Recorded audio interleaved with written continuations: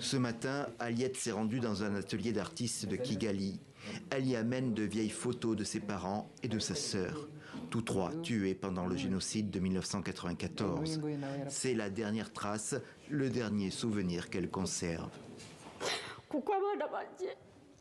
Mes enfants me demandent souvent quand leur grand-mère a été tuée. Ils me posent beaucoup de questions sur ce qui s'est passé avec la famille.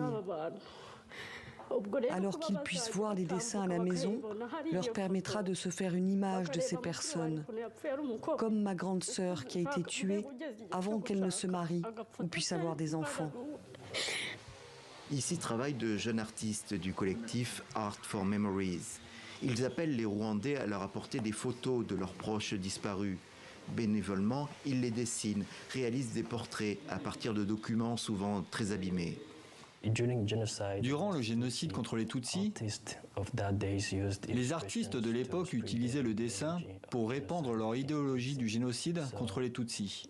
Donc aujourd'hui, nous, en tant que jeunes artistes, qui faisons aussi de l'illustration, on a décidé de corriger cela.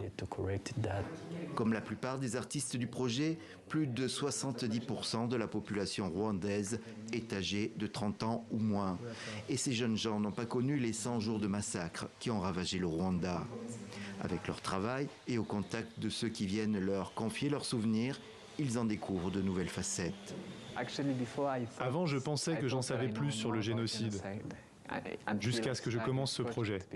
J'avais visité tellement de mémoriaux, mais je n'avais jamais eu le privilège de parler avec des survivants du génocide, comme ce fut le cas cette année, durant laquelle nous avons aidé les gens à amener leurs photos. Donc j'ai beaucoup appris.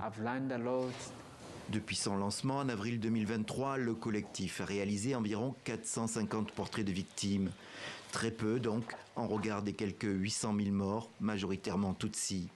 Mais le petit geste a un grand prix pour les rescapés qui pourront entretenir la mémoire de leurs morts, souvent sans sépulture.